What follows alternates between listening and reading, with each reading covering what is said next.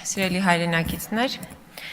ես այսօր իմ պատգամավորի ձայնի իրավունքը զիջելու եմ հասարակական քաղաքական գործիչ Էդգար Ղազարյանին։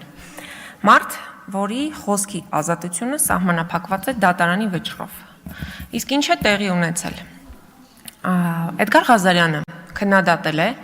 որպես աշխատակազմի ղեկավար Սահմանադրական դատարանի նախկին, լավ քաչ տեղյակ լինելով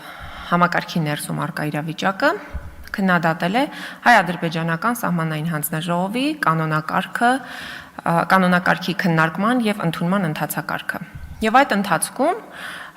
հնչեցրել է կոնկրետ քաղաքական գնահատականներ իրավիճակի վերաբերյալ։ Եվ ահա Վահե Գրիգորյանը, որը եղել է այդ հարցով զեկուցողը, որոշել է, որ պետք է ամիսներ հետո դիմի դատարան եւ արգելի Էդգար Ղազարյանին խոսել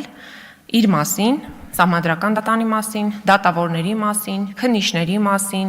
ԴՀԿ աշխատակիցների մասին, դատախազների մասին, ինչպես նաև նրանց մերձավոր ազգականների մասին։ Աբսուրդ մի որոշում, որը նշանակում է, որ Վահե Գրիգորյանը,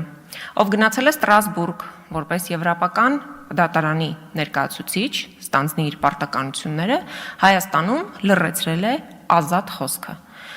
Նա իրավիճակ է ձևավորել, որի արդյունքում քաղաքական բռնաճնշումներ են իրականացվում քաղաքական գործչի նկատմամբ, բացառապես հետապնդելով քաղաքական նպատակ։ Իսկ ինչ էր ասել Էդգար Ղազարյանը։ Նա ընդհանրապես ասել էր, որ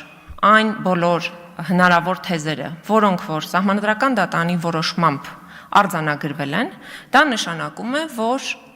91 թվականից Արցախը Հայաստան չէ։ Եվ դա համարել էր դավաճանություն։ Հիմա Վահե Գրիգորյանը, որը որ իր զինվորական ծառայությունը իմ տեղեկություններով անցել է Արցախում, դա նշանակում է, որ ինքը ծառայել է Ադրբեջանի Հանրապետությունում, ըստ Սահմանադրական դատարանի որոշման թեզերի։ Սա նշանակում է, որ Վահե Գրիգորյանը եւ այսօր մեր ռազմագերիները ունեն միևնույն կարգավիճակը։ Նրանք բոլորը ծառայել են Արցախին, Արցախի Հանրապետությանը։ Եվ այս մարդը,